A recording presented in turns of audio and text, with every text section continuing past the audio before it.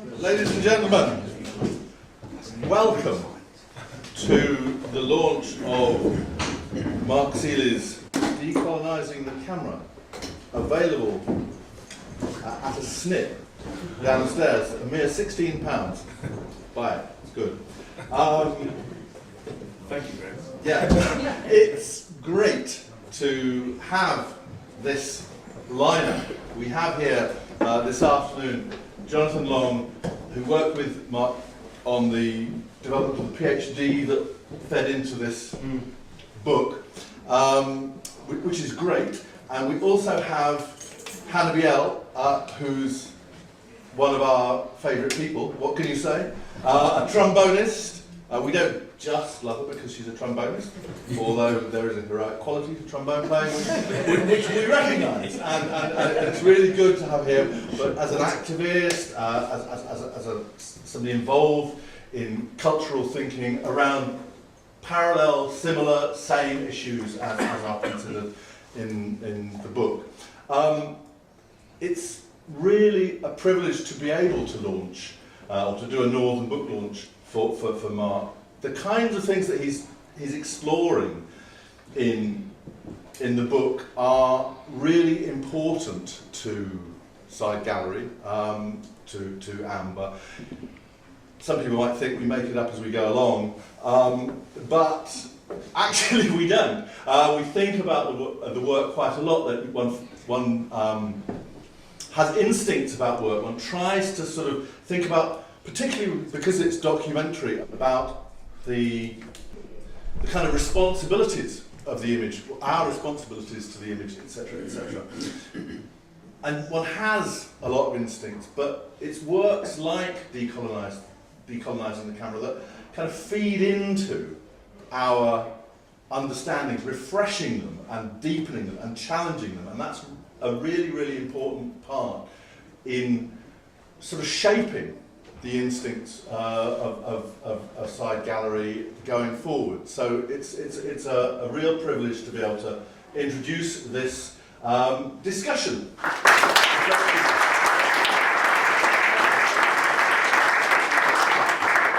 So, I mean, if I'm going to kick off, we may as well try and just outline some of the parameters of which I've been looking at. I mean, first of all, it's always a pleasure to be back in the Northeast. So I kind of grew up just down the road in Wall's End, so there's always a sense of coming home. But I often have to come back incognito when I'm doing these kind of gigs, because the dark past always creeps up and wants a piece of you. So I literally just had a quick catch up with a few old friends before we joined you. So I'm sorry if I've been a bit late. The book in itself comes out of a long conversation with Durham University. I was kind of thinking, in the middle of doing a capital project, that I can't look at spreadsheets anymore, and I need to get back into a kind of learning place where I can begin to think. And the MA, which was happening at Durham at the time, was one of the few places where you could just begin to think about the work that, as Andrew Noble would say, the work is doing, which he kind of rammed into my head when we were in that space. And that began a kind of process of thinking. It's really important to kind of begin to challenge some of the thoughts that I was having within myself. If I was going to go forward within a kind of photographic practice, I was kind of schooled in the work of Stuart Hall, Paul Gilroy, Cumming and Mercer, and primarily talking about issues of race and representation. And I always felt as though it's a kind of, there's two things. It's always deeply problematic just to look at your work through one kind of lens, and the lens of race was always something that I felt comfortable with and uncomfortable with at the same time. And I think, well, if we were always going to be kind of like racialized in our thinking, how do we get to a place where we kind of collectively move past that moment? And I always thought, kind of globally, there must have been times when the disasters of the politics of race were coming to the fore, and within that moment, I was thinking, at the end of World War II, there must have been a decisive moment of some kind which was looking towards change. And I always thought that the Universal Declaration of Human Rights was a place where people were kind of coming together, trying to rebuild something, that the world was thinking about itself kind of differently, and that maybe going forward the disasters of World War II would never ever occur again. So it's quite ironic that we sit in this space with all these kind of images around us. So there's a kind of resonance to all that kind of violence, which has a genealogy back to all those colonialities at work.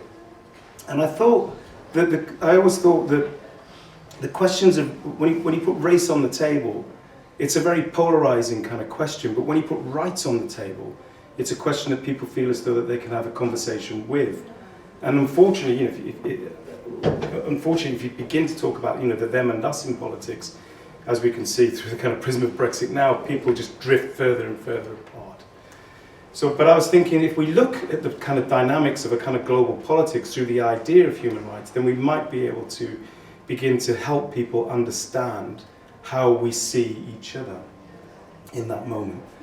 And I figured that if we begin to do that, then we can begin to look at the right to representation, not necessarily as a legal right through Article 6, if you like, of the Declaration, but how about a right to representation through the kind of visual sense, about the right to kind of see you properly, about the right to be looked at and considered above and beyond the kind of objectification of photography and what the camera has done to people historically. And I mean that across race, across gender, across class. It's almost as if the photography kind of framed us within all these various switching points, that we see things and the switches go off very quickly, and it's very hard to resist the simplicity of what we think we're looking at in that way. And I've always thought that when I walk into a space, sometimes it's quite clear that people imagine that they're seeing something else, which is not obviously the way that I see myself. So I think that's just on like a personal level what race triggers in people. So if we begin to think about the right to representation, the right to recognition, how do you actually formulate that kind of question? Where do you ground it within? How do you present it as a series of ideas? And Jonathan and I spent many, many hours thinking about how and what you do in terms of reading images. And I thought that if you read images through the prism of maybe a different historical knowledge pool, a different historical space, rather than just primarily through the canon, so the experience of thinking about yourself maybe through the work of Du Bois or maybe through the work of, say, Richard Wright or other kind of perspectives, then you can have the possibility of reading images differently from a different kind of cultural, political perspective, rather than subscribing to, ways of seeing that are already kind of, formulated in terms of what the Academy does. Kind of epistemic knowledge around reading images is kind of foregrounded as something that you learn as well, rather than allowing it to be something more of a kind of form of being, if that makes sense. Because one of the things that I have in terms of a curatorial practice is that I only really work with work that actually I can react to, that reacts on me, that moves me somehow physically, literally. So that sense of being in photography has always been very important to me. And I always thought, well, if these photographs move me, not just help me think about things, but if they actually move me, then we must find ways to articulate that. We must draw those feelings kind of out in a way that means that you can, I think, read them through the prism of your own experience, which means it's a much more, much more inclusive way of talking about the work that images do in culture, rather than looking at the work that images do in culture with a capital C. So it's like, how do they work on us differently? So laying down the kind of, of course we've drawn on people like Levinas and Fanon and Stuart Hall and to articulate these positions and perspectives. But essentially, I also wanted to talk about photography in terms of what's outside the frame, what knowledge you have to bring from outside the frame to be able to read what's in the frame. And the knowledge that I think we all have outside the frame is not fixed. It's not something that is a kind of given. And all of that knowledge that we bring into that place has to be recognised as a moment really of reading that comes with a degree of kind of equality, I think, in terms of how we begin to understand work. So in many ways, to decolonise for me is not, the term decolonising is very problematic because lots of people imagine that it's about putting black people in positions of power, if you like, or simply flipping the coin in that moment, but it's not. It's asking us to kind of de-link in many ways, to unthink all the things that we imagine we know. It's asking us to revise, not revise, it's asking us to just uncouple in many ways all the presumptions that we have about the images that we see, or the image sphere that we're in. Because I imagine, let's say from 1839 to now, that the world is kind of fabricated by this image sphere that we're incredibly wrapped up in. And all the work that that image sphere has done with us means that predominantly we look up or we look into images and we see a kind of cosmology of images that means that there's a kind of formation of ideas that is particularly stuck, if you like. So the idea is to break through that, is to look through it in a much more kind of jazz-orientated way, if you like, to go in, as Coltrane's last album does, goes in both directions at once, is to research in a way that means that you're not necessarily grounded in a forward-thinking motion, but to look at things in both directions at once, both and up and down as well, in terms of how we think about reading visual objects in culture. So in a sense, that's the work, an attempt that the book is trying to do, through taking specific moments in history and trying to look at, say, the images, say, from the concentration camps, through what was actually happening through in a much wider moment in terms of global anti-Semitism, if you like, in that space. Looking at people like Wayne Miller's work after World War II and trying to think about that as a humanitarian moment that's trying to join the dots again across the disasters of his experience in the South Pacific. Looking at contemporary black practitioners as people who are trying to, free themselves, to liberate themselves from the historical frames that they've been kind of captured in. So the book, in a sense, is not something that is taking you on a journey. It's just it's offering an inquiry. And I think that's probably the most provocative place that my thoughts rest in at the moment. It's like, this is the inquiry, this is the offer, this is the wager. Do you want to read in this way or not? Or do you want to stay within the kind of global traditions in terms of reading work that are established within there? So my line is that if you want to spend your life understanding visual culture through the museums, then those museums, in my opinion, have got a huge amount of work to do before we can kind of catch up and undo some of the horrendous work that they've done on understanding difference in time. So that's the provocation. And I'm hot. And I think, I've been reflecting a little bit on the title of your book, Decolonising the Camera, and thinking about it in my own professional context, where there has been a lot of conversation recently about decolonising the university, and a good deal of scepticism about the very possibility of decolonising, say, the university, because it is so intrinsically linked to fundamentally Western and potentially therefore also colonialist modes of producing knowledge. Yes. So if you take clinical medicine, for example, how can you decolonize the university when university medical schools are built on a very particular and Western conception of the body and how one might intervene in the body to attain certain forms of health? And then I began to think about the transferability of these concerns to photography and to ask myself, is there something fundamentally undecolonizable about the apparatus?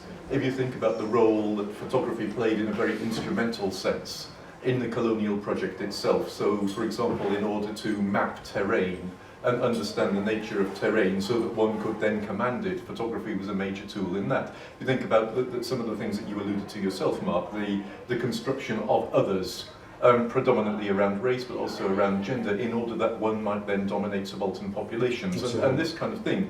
The way in which photography is then also implicated in regimes of surveillance.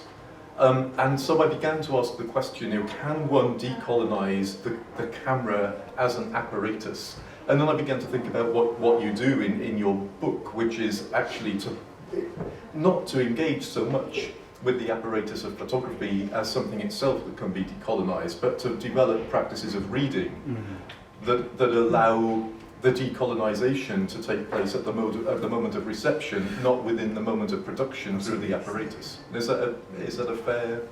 Yeah, I think it is that is a fair assumption. I mean, I think how we read. Reading images is a really kind of complex game to be in, isn't it? Because it again depends where you are, culturally, politically, and I think and in time. I think one of the things I like is is thinking about what Tyne does around photography and how the archive, we know what's happened with the archive now, it's become incredibly important. Artists are mining it, artists are re-articulating it kind of globally, who owns the archive, how it speaks, how it moves, how it's presented. And I think if we, one of the processes, I suppose, if we're going to think about decolonizing in any shape or form, is what type of voices are, I think we can come in, what type of voices are actually reading the work, and where they're coming from around building knowledge systems that can help us advance the understanding. And I'll take someone like Rotimi Fani-Coyote's work as an example. Rotimi Fani-Coyote's work in the 80s was seen primarily through the prism of the politics of the black male body, which was dominated by the work that Robert Mapplethorpe had done, for example.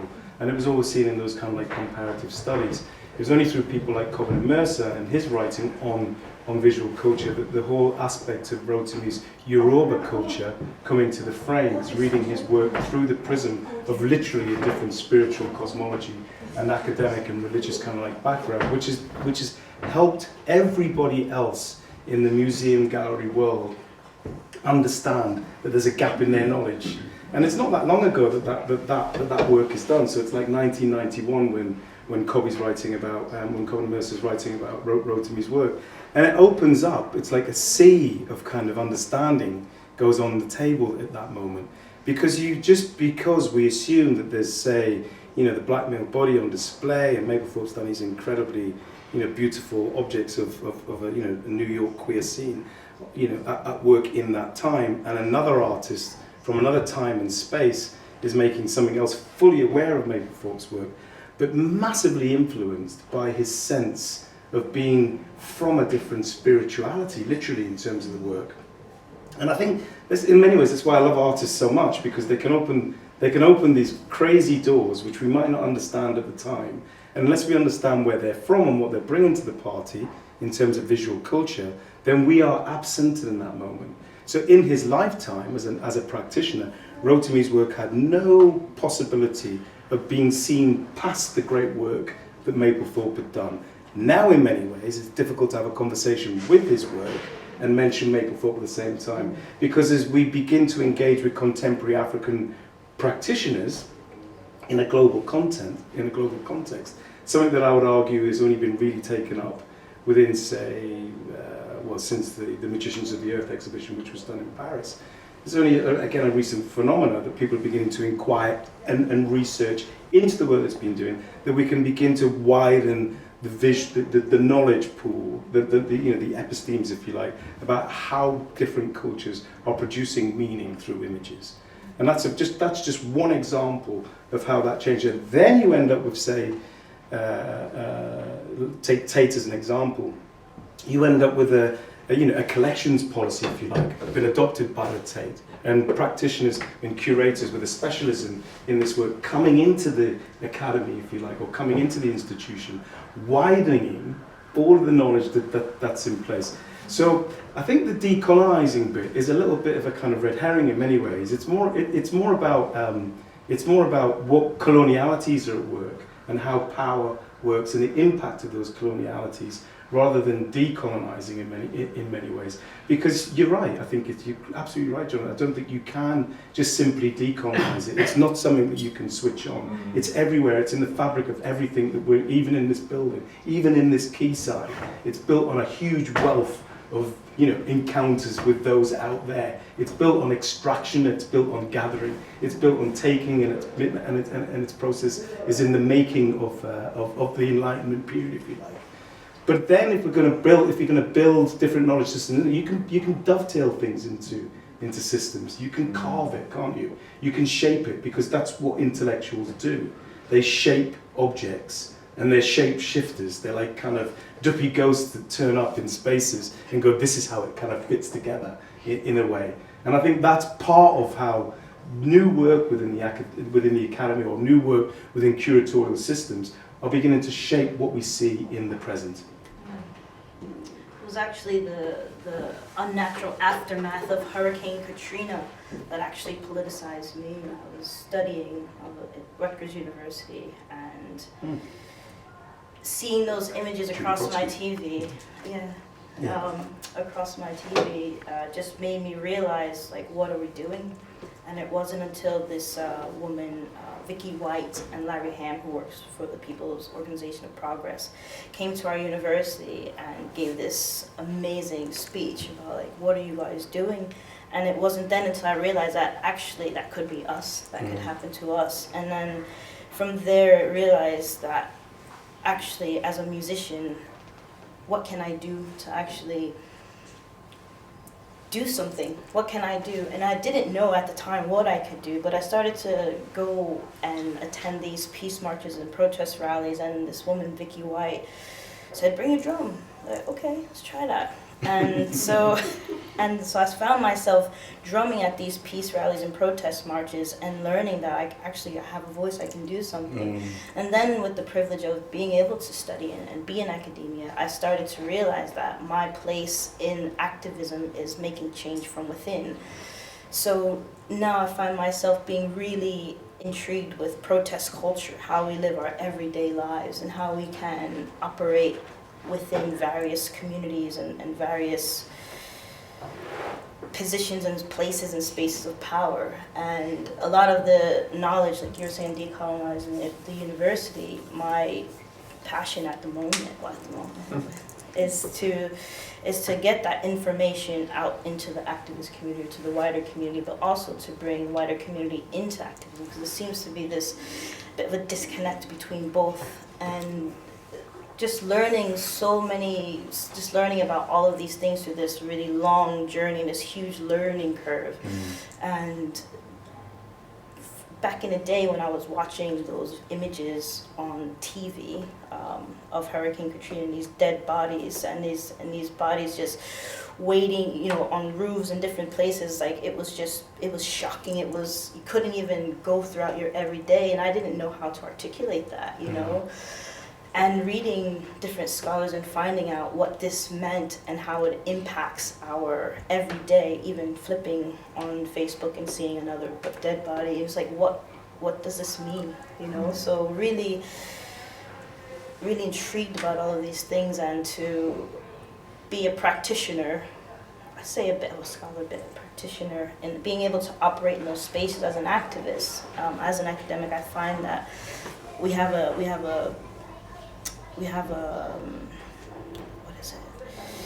responsibility to try to do something more and to think outside of the box around building communities together and bridging the gap, but also helping folks to understand what's going on. You know. I'll be curious, I'm sure you've seen some of those images. Sure. I'll be interested to hear your take on what you thought about it when you Well, saw it. one of the things I say within the book is that, you know, the archive is full of broken brown bodies and black bodies, and, you know, it seems that there's a disproportionate amount of black bodies buried within the archive.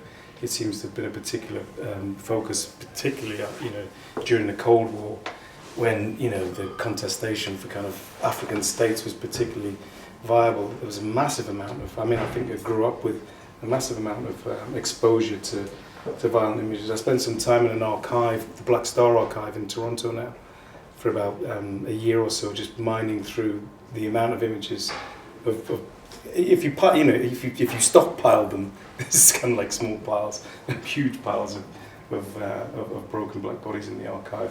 And I charge photography with that. I've said it many times. I think it's very palatable for European photographers to arrive in these zones and pull the body out. And I think it's actually easier for us to look at, you know, broken bodies of the other than broken bodies of ourselves. I think, unfortunately, that's a consequence of that whole visual regime that we've been subjected to. So, you know, I'm not subscribing to, you know, Sontag's kind of position on that we've been anaesthetised this thing. I think being anaesthetised is the wrong word. I think actually we just don't. I think the issue for me is care. I just think we just don't care. I think we can see it fine. It's not that we don't. It's not that we don't feel it. I just think there's a point where we just go, I really don't care anymore. And I think to be anaesthetized knows that you can. I see it as a process of like going to the dentist. You know the pain's coming, and you need a barrier between you to stop that from coming through. There's a kind of medical process within that. You engage with the pain. You put systems in place. But I think care is a really important word, and I do that through the prism of kind of curatorial care as well. I think it's a really important question about how we care for images in that place. What do we actually do with them? How do we actually what kind of care is around them? So I can come across as being really old-fashioned in a curatorial sense because it is about caring for material culture, right? It's about valuing that space. It's about what's valued and what's unvalued. And if we haven't been in a position where you've been able to value your culture, if that's already been articulated by somebody else and through the prism of other systems, then it's not surprising that some things lie within the archive uncared for, that some people can be photographed uncared for, that they can be displayed across your galleries and your pages uncared for. They can be written about as cultural fodder, ready to be read, uncared for. These are all particular moments in time and in race where the black subject isn't being cared for. So there's a wave of African American artists, photographers, Gordon Parks, who was on show here, and many, many others, Carrie Mae Weems, etc., who are trying to help us care for that space, where we try and rebuild a kind of knowledge system which says it's our responsibility as black practitioners in conversation with these white institutions, Cara Walker, etc., trying to say there's a huge amount of uncaring, and it's not that people want to turn the tables or turn the tide on that. It's about a kind of sense of offering a scaling up. There's a scaling up which says if you don't it's really, really funny, just as a very contemporary moment. I kind of smiled with Harry's letter to the press the other day, where he says something like, I lost my mother to this kind of victimology through the objectification of her, and you're doing exactly the same to my wife. Yeah. And I think it's a really profound piece of kind of intervention, which ties into this conversation completely, because what Harry's basically saying, bless him, is that, this regime of violence against this woman in particular, and my wife and my mother in particular, those that you want to objectify, those that you want to commodify, has to come to an end. Right? So if you can't do this point, this is the contestation that we have. If I'm gonna, and this is why I love Levinas's work so much, because in many ways we discussed this, Jonathan. It's like the idea that if I look at you, if I look properly into your face, and if I take care and recognize you as a human subject, then I am responsible for you. And the disaster is on me if I don't do that. If I can push you away, if I don't care for you, then we are kind of like doomed. And it's a really profound kind of moment of a lot of intellectuals post-World War II, particularly Jewish intellectuals, who are arguing this place, who are saying we know what the disasters of not caring or people being massively objectified are. And I think, we haven't made that much progress in that space. There are ways of distancing and there are ways of engaging, but I don't think we've made that much progress. Why?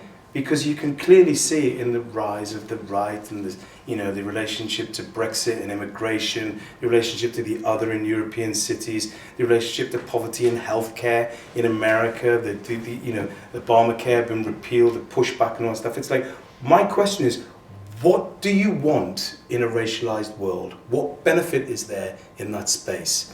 Do you want people to be your slaves? Is that the outcome in a European context? Is that where one settles? It's like what's the end game in that? What's the end game in that process? The end game is violence. It just is. So in that sense, the offer or the provocation around decolonizing is about saying we have got an awful lot of work to do, myself included. When I'm saying we, I'm not doing this kind of us and them kind of space. So we have an awful lot to do. Because the end game is going to be a lot of violence. It is there. It's so inherently there that from the kind of ground up, and images play an important part of that conversation about what you see and how you get close to people. It's really that simple for me. It's like, what's the end game? Are you happy with some brown person polishing your shoes all day long? Are you happy with the image of that, the historical image of the black subject? I would say not. How can we be? So we have to ask ourselves, where does that come from and why did it occur? And you can map this onto class, you can map this onto gender, you can wrap these issues onto loads of issues which ultimately talk about where does power live and what does power do? And who's got that? And then how do you turn it on and turn it off? So I think that's the critical question. Which is a very big question. And Sorry, that was a bit of a rant. But it also, it also raises the question of what do we want from photography? There's that famous book, What Do Images Want, by W.J.T. Mitchell. But I think that what do we want of images? And it seems to me that we want them to do more than they probably can achieve. And I think what you were saying there about almost the disconnect between the emotion we may feel when looking at the image and the care that we then feel responsible to exercise, and then leading on from that, and therefore the kind of activism or activity or political action that we feel obliged to undertake. These things do not necessarily follow one from the other. And I think that your point about so-called compassion fatigue is absolutely right. It's not that we don't feel compassion, it's that the process all too easily stops there in the engagement with the visual artifact, and the next step of taking responsibility and therefore acting politically in one form or another doesn't necessarily take place.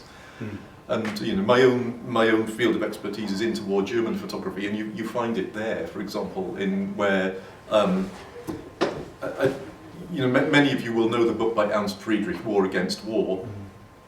Which reproduces a lot of war photography, most of which depicts dead bodies of one kind or another, but there's a particular section of the book devoted to disfigured faces, so people who had experienced horrific facial injuries during World War I. And when you read all of the reviews and critical comments about this book, it's about the disgust and the horror that people feel. And yet the result of that was not a repudiation of war, it was the desire to have the images removed from the displays in which they were made visible to a public, or to have the person who put them there arrested. Right. So it's a weird thing where, in a way, photography becomes the problem, and if you can get rid of photography, you don't have to think. So on the one hand, there are limits to the power of photography, but on the other hand, there is a potential there which could be activated more effectively, but I don't know by what mechanism. I think that's the tricky question. You both mentioned care. Can you talk about maybe 2 examples each of care? Gosh. Potentially, or like in this setting, in a gallery. Can you talk about care, like practical, as a practitioner? What are practical examples of care, maybe that you would take as a photographer or as a curator, perhaps? Should I go? You go, Mark. I think there are 2 examples of care. Clearly, I think what Zanelli Mahuli has done around using photography as an object of care. I think her Faces and Faces project is a really good example of bringing those that are historically outside of the frame into the frame and offering them up for us to care with and see and stand in front of.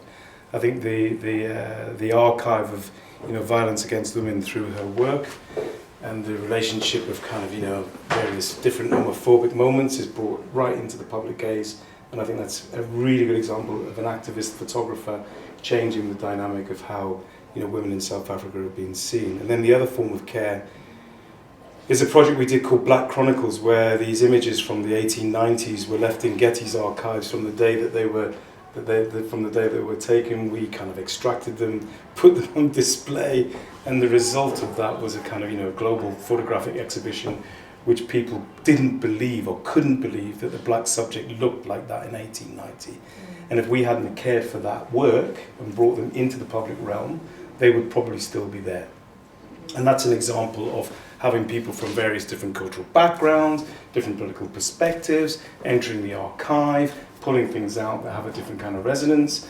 And when kids go, these are models, right? These are people dressed up as kind of Victorians, right? There were no black people doing this. It's like, no. This was, Britain at the time, the place. This is these are people that were here. These are respectable, well-dressed, civilized human subjects. It's that simple, and it's amazing. The thing around kids when they see stuff, they're a huge barometer. It's like God's truth. these kids can't imagine that that's the place of seeing, right? So where's that coming from? And it's like even now, it's like kind of outreach work. It's like that. So that's the care that I'm talking about. Is caring enough to to fight for the public space of those images, to lobby the National Portrait Gallery, to value them, to put them on, to argue with them for 6 months that they should be in a black war. To have I like an argument. To have the idea to fight for the kind of rights that you have within that space, and that's the care that I'm interested in. It's the spaces and the places of care that I think curatorially that we that are lacking. I find that having the little caption under each photo here is really kind and I think necessary for me. Absolutely. Is that an example of care in a physical space where you have images that the curator thought about? Jonathan. I'm always intrigued by the relationship between the image and its verbal accompaniment, and I think that verbal accompaniment is one of the means by which photography does its work, and therefore one can inflect what is seen by what is written. And I think that then does lay a significant responsibility at the door of the curator to ask us to read images in particular ways that perhaps facilitate the kind of inquiry that Mark has embarked upon and which he kind of set out before us earlier on, rather than closing off images and seeing them in a relatively one-dimensional way. Yeah, I think the big question that I would ask is like, do we understand the political, cultural, historical legacy that leads to the disaster of these images before us? It's like, what is the genealogy of this story really? There are moments where people are named, and we can see incredible, exposures of humans caught in the disasters of war. But do we walk through, do we understand the kind of imperial colonial nature of this conflict? Is that mapped out in this? I haven't read the text, but is that mapped out? One of the interesting things about the caption, because I'm sensitive to these things as a writer, what is very unusual about the captions in this exhibition is that they are in the past tense. Usually, a caption says so and so does this, whatever, is doing this, and that kind of allows an objectification of the image. Whereas these ones, this person did this, etc., which places the photographer at a particular moment capturing that image. And I think, I actually think it's the first time I've seen it in any of the captions that we've had presented by photographers. And I think it's, to me it was quite a radical shift. Even though it's just a shift of tense, it actually places things, and it's those kinds of sensitivities. I think sometimes, it's just one thing, but I certainly it's something I felt quite strongly. It just foregrounds a particular aspect of photographic temporality, isn't it? Which is the fact that it is of a specific past. So it historicizes the image in a way that a present tense caption would not. A present tense caption would present us with something that is therefore fixed and happening in all eternity over and over and over again. Whereas this is pinning the image down to a particular moment within a particular narrative, which again perhaps kind of causes us to reflect on questions of causality and responsibility in which a present tense caption, in a way that a present tense caption might not, for example. But coming back to your question, Hannabiell, about captioning, and also picking up on something that Mark said about reading photography in a kind of jazz-like way. That's an intriguing and very unusual metaphor, I think, in writing about visual culture. The idea that you can engage with the visual in some form of improvisatory, conversational way. As a musician, Hannabiell, does that have any resonance for you? I mean, Well, I mean, it depends on which kind of music, but if you're looking around, like free improv, for example, whether it's like the aphrological or urological side of it, which one are you kind of embodying when you're participating in that music art form? And there's some people who like to almost try to disconnect all of their knowledge around music when picking up an instrument that they have played before or that they've never played. And so I kind of see that connection a little bit with it. Well, I find myself as an African American and with soul music, with black music in general, and moving to the Northeast and finding out that the black music scene is huge here, and who owns that music, and it is very much the people here who are playing it, and who owns those spaces, and who are the gatekeepers into those spaces, and you do have to. Like my whole world was completely changed and shifted around thinking about these spaces, which actually, as a musician, I actually couldn't even access for certain reasons. And so I did have to kind of disconnect myself from certain things in order to operate in different spaces. So I think that, yeah, from that perspective, you can find yourself separating some of the things that some of your habits or your learning or your conditioning, you can separate it, but you have to be actively and consciously willing to do it.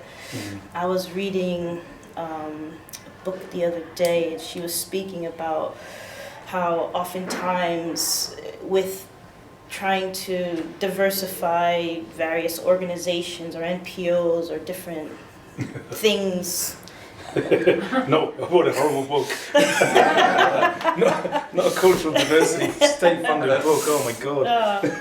She was talking about like how it's really inappropriate to ask the people who are feeling this oppression or who are on the margins to ask us also to how do we fix it? What can we do to make this a better experience for you? And maybe before that, I was a bit naive in thinking like, whoa, well, maybe I can go ask a friend, what can they do to get more, people of color in acting or in theater? What can we do to get more people of color in the university? And I would try to boggle my mind, not realizing actually this is not for you to do. Although it's not for me to do, it doesn't mean that I'm not going to continue thinking about it or try to liaise or bring people together around it, but it actually kind of was able to relax a little bit and take that pressure and stress off, because until I read this book and actually went to a lecture the other day with, I think it's Nicola Rollick. I can't remember her last name, but she's a professor at Goldsmiths, and she did a lecture just on this very thing. Again, stating it's not our job to also educate people on on anti-racist practices, but what is the incentive for people to educate themselves on these issues? What is the incentive? Why would they do it? So that's another question. I'm like, okay, well, why? Like, what do we do to help or not to help? I don't know.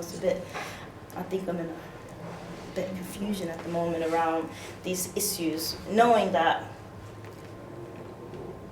I like to do these readings. I like to learn lots more. I like to figure out ways in which and check myself and call myself out on. But what are these other folks, people who are not marginalized? What's the incentive for them to go and do that same research, the same amount of learning? So cash often, but we won't go there. Very similar answer. Follow the money. But sorry for that. That's a bit cynical. In terms of the jazz of it all, I do think there are some things we can learn from that as a kind of metaphor. That you can be in the room and that you can be allowed to go off on a tangent and you can still be part of the conversation. You can realign yourself to the rhythm of what's being done, but have the freedom to some degree to articulate that moment very differently and to be in it. And I think, you know, increasingly, if I could go again in terms of my own work, if I was reborn into the space, I think music is a much more interesting way of kind of having a conversation around difference. There's certain things which you can do through the kind of audio, through the audio kind of experience. And I think you know, one of the things I'm always aware of in terms of black presences is the sonic presence, is what that means to have a kind of, you know, especially in cities like London, Manchester, Birmingham, which have been, you know, rocked by the sonic presence of different cultures. You know, you could argue that, you know, black presences have changed the very sound of a place. And I think maybe going forward, the idea is that images could play a very similar role. Maybe that there are different types of images that can connect people to each other in a way that they can't even imagine yet. I think, you know, that's the exciting game. That's the place where, if you want diversity to work in the room, if you have, you know, black writers in the room, if you have black creatives in the space, if you have different voices, then there's something else will happen. The creolization of it all, the hybrid nature of it all, will come to the fore. Why will it be there? Because it will reflect probably what we are as people, right? We are entangled, right? We simply are. There has been as many black people interested in classical music as there are white people interested in jazz. And many, you know, so, you know, there's a wonderful album, I think it's called Country Got Soul. It's a great album by it, but it's by all these white guys who couldn't get contracts because they sounded too black. So it's brilliant, right? And I love that kind of like space, right? They're all like these southern white boys who just sound from the south, but they sing in incredible soulful voices. I play it at home on purpose. People go, oh, that's a great album. Who's that? It's just a bunch of white guys, right? But they sound incredibly soulful. Why? Because they're from the south, right? They have that in their kind of like DNA. They have the church, the country, the whole hybridity thing is going on within that space. They know the flavour of kind of the gumbo of it all. So it's really, really important to have to allow those kind of cultural resonances to kind of like surface. You know, one of the things I'm interested in the Northeast is, you know, it's a shipping town, right? You know, what is it? I mean, where's Peter? The mosque was here, right? One of the earliest mosques was kind of like arrives in the Northeast. People like Hannabiell come on homage to here. They give Martin Luther King his first honorary PhD. I mean, the entanglement of all these histories is phenomenal. There's a film you have from, what's it called? The Slipway? No. Launch. There's a black guy in the middle of that film in an orange jacket. I want to know why he's there and who's there. He's right where the bottle gets broken. I mean, there's loads of research to be done around these kinds of like presences. But I don't want to get wrapped up in that kind of like, oh look, there's kind of black people here and they've been here before, that kind of history. I think that's a bit simplistic. What I am interested in is the kind of global entanglement of, and how those entanglements impact on the now. Right? And we're all in different nows. You're in a totally different now to where I am, and Jonathan's in a totally different now to where I am. You know, I do believe that we live in different dynamics. I am getting probably much more mystic in my thinking as I go forward, because I don't think we're in the same time. I can't live in the same time as some people. It's impossible to be in that space, because your experience of the world and my experience of the world, how we walk in the world, is different. And I think that layer cake at times just needs to be sliced through so we can just see what it looks like.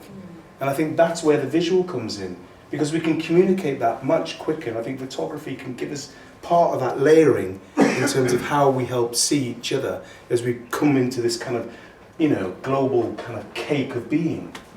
And it's nourishing, isn't it, when you look at it like that? It's like, wow, what part of it do you want to? What part of it do you want to eat? What part of it do you want to? What part of it do you want to? What part of it do you want to be in your essence? This is why I think like people like, you know, Mignola and the praxis and the decolonial thought stuff that's going on. It is about being. It's about enabling yourself to be in the space and place. It's about recognizing that you act. And I'm very keen on this idea that you have to act. We have to act. If you sit passively by, if you wait for everybody else to act, then we end up in places where you go, I didn't know that was happening. I didn't see that. I crossed the road. I didn't realise there was 6,000 people gassed up the road. Sorry. No, not part of my story. It's not my history. I'll deny that all day. So it's like, you know, it's like I didn't see that person being attacked. I didn't act. I didn't think. So it's like, how do you act? And we don't all have to go to the front lines. We can act through the writing that we do. We can act through the references that we do. We can act through the things that we demand our cultural institutions to see. It's great that John O'Cumfor's on at the Baltic at the moment. It's great that the young painter, I can't remember, is going to follow him. And I think that's a good process, right? It's not like, oh, Black History Month or some stupid thing like that. Do you know what I mean? Who needs that? Well, why are we locked in those archaic ways of thinking? Yeah, it's about, I mean, I think the word you just used, process, is the really key thing. It's not as though you can come along and think, right, we're going to decolonise this and it'll all be done. Yeah. You know, you can't undo centuries of history by, you know, taking the hammer to universities or tweaking them on the edges so that you have a greater diversity, so-called, of entrants. You know, I don't think it works like that. And we are thinking about a process in the longue durée, which is going to be, it's continuous work, as you say. It's not something that one can sort of ghettoise into 1 month per year. Well, we all talk about Black history for a month and then ignore it for the other 11. Exactly. You know, it's. I think those simple ideas, you have to turn them back because, you know, history, I mean, I think entanglement, conjuncture, crossroads, you know, hybridity, you know, breaking down, you know, I think that that's where the exciting work is for me. Yeah. It's like, who do you think you are, really, in kind of cultural imperialism and hierarchies? Well, I mean, the bottom line is that it's changing anyway.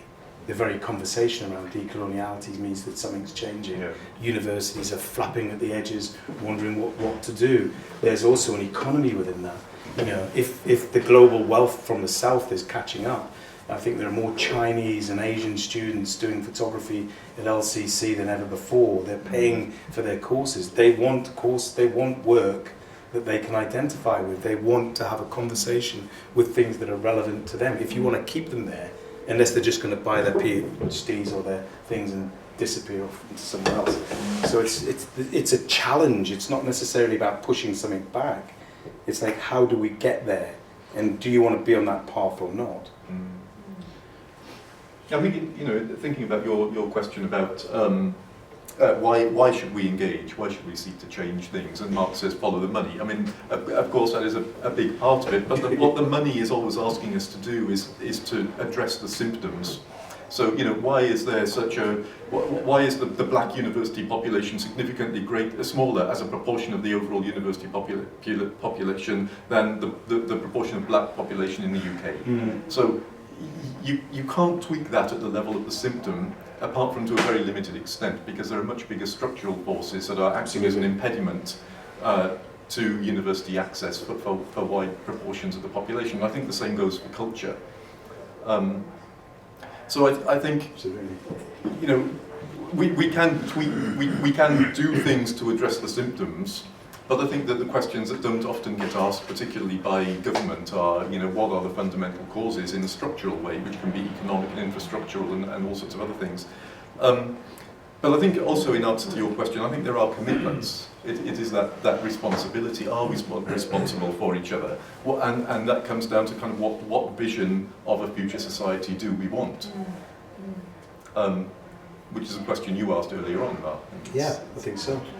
So I think that there are genuine commitments that can underpin collective action of various kinds. That can be very instrumental and you know, direct in terms of interventions, but it can be the kind of more broadly cultural work that we're all engaged in. Should we open up to Sure, questions from the absolutely.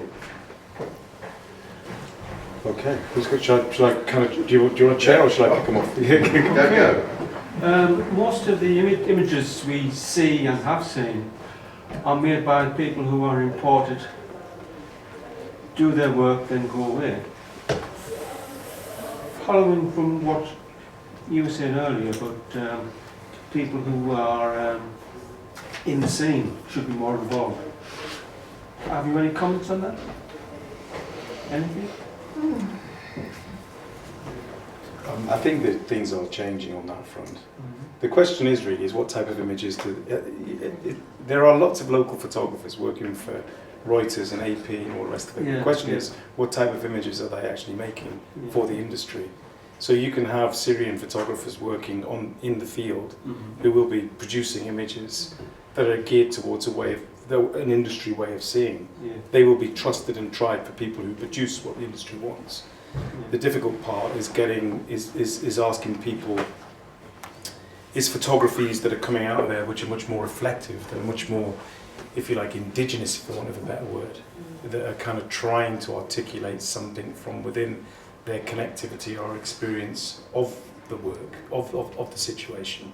That's often a long, slow process. which isn't necessarily about being in that decisive moment mode. And I think there's a huge reception for that type of work. By that I mean, say, someone like Sami Balogi, who's been working in the Congo for a very long time. There's a plethora really of people that are trying to make reflective works around various situations that are out there. They don't necessarily arrive in a kind of double-page spread in the media. They're arriving at photo festivals, through publications, through their own websites. They're mediated in different channels, and that's one good thing that I think the digital environment has given those photographers the opportunity to do, which is to self-publish, which is to disseminate their work. And there's a lot of curators and biennales and festivals that are receptive to some of that work, some of it. So it's just that there's an industry. You have to remember that news media is an industry, and it makes sense if someone knows the local terrain. I mean, it's pretty stupid to send a big tall blue-eyed geezer in the middle of the Middle East. It's like bang. It seems pretty stupid. I mean, I know they used to think that they were invincible, but unfortunately, the statistics tell us now that Western journalists are going to get taken down. For example, I mean, the person who did this is very good, and I'm sure he was totally informed of what he was doing, but he was paid for by the New York Times. He went in for a few months and then went away. Whereas I would like to see people who actually have to live there. And I'm sure if the photographies are there. Yeah. They're just not there in a way that this work is. It's just different. There will be people like at the Arab Image Foundation in Lebanon who are so sensitive to the archive of photography in Syria, one thing, and will be very sensitive to what people are making in other places. And there will be conversations about I'm desperately trying to think of the guy who made the film Through Paradox in Amsterdam. Wonderful film where he films from his bedroom window. The conflicts on the street, the kind of encroaching sense of claustrophobia and shutdown in Damascus as such, and it's a really claustrophobic little film, and that could never have been made by a journalist because they weren't living there. And it's a diary. Cool. There's some really good work out there around the space. I think that's right. I mean, I think looking at vernacular forms is probably where we'd have to go to find the kind of photography that you seek. And I suspect that the Western news media, even gallery walls like this, would find it more difficult. I mean, to get access to that material, and even if we did get access to it, is it of the kind that we would want to see it? Would we be able to do anything with it? What work would it do within this radically different context?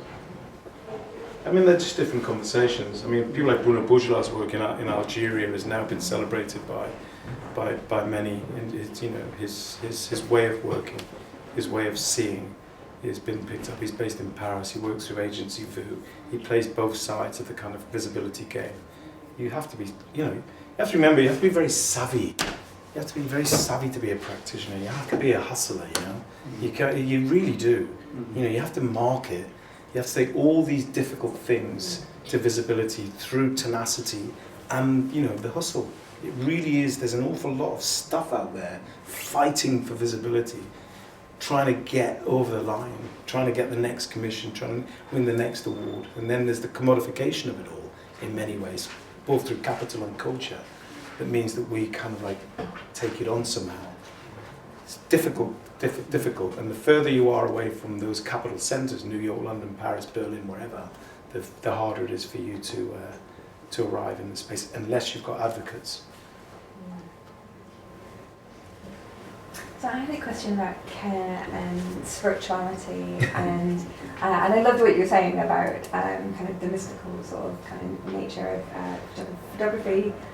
Holds a lot of interest for me as a form of social protest, raising awareness of kind of what can be overlooked, and also as a spiritual, the capacity to hold a mirror up and to learn more and see the kind of unseen. Who in the world is providing kind of pastoral accompaniment for photographers? Who in the world is encouraging artists to ask questions? Who in the world is asking the people at the New York Times to think ethically? What work are you aware of that's going in that direction that I can go and hopefully learn from? That's an interesting question. I think there's a lot of traumatized people out there through contact with spaces. There's very little care for those that have gone into the field and experienced something of, scenes of disaster. I think when you come back from those moments, it's difficult. I think there isn't, I think our industry is really vicious in many ways. It kind of loves to take, what do we do here? We love to take, don't we? We take it, we grab it, we turn it out, we put it on the wall. The emotional terrain of all of that is really complex stuff. If I turn around and I say to you, I've been working autograph for 30 years, developing an institution, I've been talking about race and rights and representation for ages, sometimes I think, Jesus, I'm really tired of that question. I'm just really tired of that. It's really, really weary. My mental health in that space, sometimes I get massively agitated by, really simplistic kind of, scenarios that you have to deal with in terms of, working with, this very difficult terrain, right? So I think, am I quietly damaged through having this conversation all the time? Probably. Do I wake up in the morning and face the mirror and go, God, am I a black person again today? Maybe sometimes, but not always. This is because it's like in the professional realm of care, whether it's mental health care, drug rehabilitation, there are risks that you take by engaging in that space, right? I mean, this is the psychology of why Fanon is so relevant in the text, why Du Bois is so relevant in that text, because there are very few opportunities where we talk about the kind of psychology of being, in terms of how we're framed and how we ask ourselves and how we consider ourselves in the making of kind of cultural objects, which is why we love Joe Spence, which is why we love Francesca's work, which is why we love Rotemy's work, which is why I love those that transgress, because it's in those moments of transgression where you find really interesting kind of confessional moments. And I think photography is absolutely most suited for that. I think it's really, really, really good. So I love documentary photography. I love all the nuances, but I love transgression. I love those that want to push the boundaries and break and work towards what I would call a kind of sensibility of freedom, whether it's through gender, whether it's through class, or whether it's through race. And I think how we record that is really, really important for me. And I think those are the liberatory frontline practitioners. They're some of the bravest, and what they do is they often talk. We know how crazy is the wrong term, but we know how difficult that space is. And I think that's why I think I subscribe to the medium, because I'm not a practitioner myself, but I kind of have an empathy with trying to make those questions visible. I mean, in terms of who cares for the photographer, I think that's a very difficult question to answer. And I think one reason for that is that conventionally, historically, the documentary photographer, and in particular the war photographer, has been cast in the role of the almost invulnerable heroic male. Therefore, to kind of, to experience any kind of trauma as a consequence of one's exposure to horror undermines that narrative to such an extent that any histories of that kind are simply not represented in work on the history of war photography, on the history of documentary photography, for example. I was very interested to hear an interview with Jeremy Bowen actually during lunch at the test match, the last test match of the season, where he was talking about having undergone 2 years of deep depression as a consequence of his repeated exposure to traumatic events. And that's the first time I've ever heard a journalist or a photojournalist actually articulate this publicly. But I think that once this experience is made visible and awareness of it, to use your term, is raised, then that's the point at which we can start thinking much more sensitively and sensibly about how we do care for people who are trying to do good through their cultural interventions. Question, Jeff? These conversations are often framed in terms of photography, and often not in terms of the cultural gatekeepers that we choose, or in fact our chosen forums. And I think that there's an area of conversation there that we tend not to have. We tend to have the conversation about the photograph and the photography, not how these choices of work are decided on, what is or isn't being displayed. I'd like to look at more of your views on that issue. I missed the question. The question is, Well, are you talking about cultural gatekeepers? Yeah, really, we talk a lot in terms of photography, but often not in terms of the cultural gatekeepers that we as a society choose, or are indeed chosen for us. And I'm interested to see how you feel that as an issue is something that is changing in our contemporary society.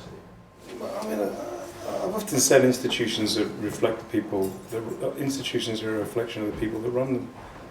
So it's not it's not surprising that if you, I mean, I think that's a really important question. So what we see is a reflection of the governance and the staff of the places and spaces that are there. I think unless people are genuinely open to being inclusive in the conversations that they want to be having with artists or photographers or writers or curators, then you're in a cycle of kind of repetition.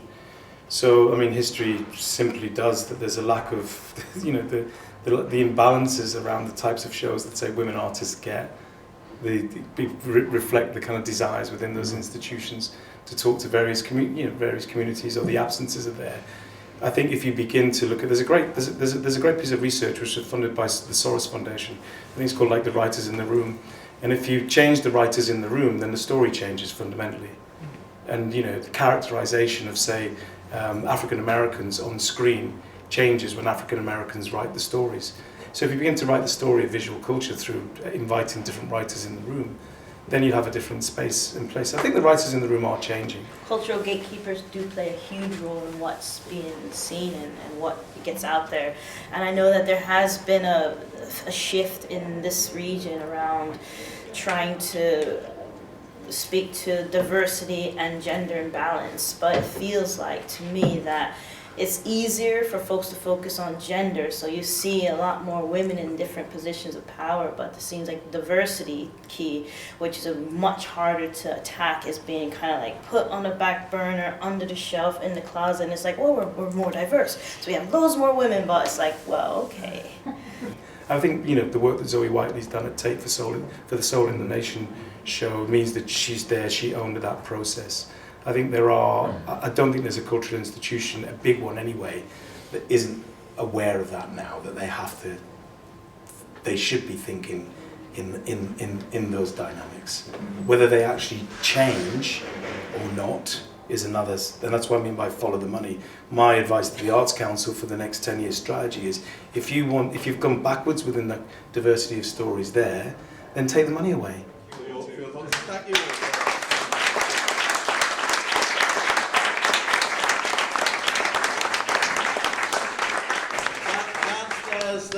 There's a glass or something, and there's a book, snack, and there's a book, which is a snip at £16.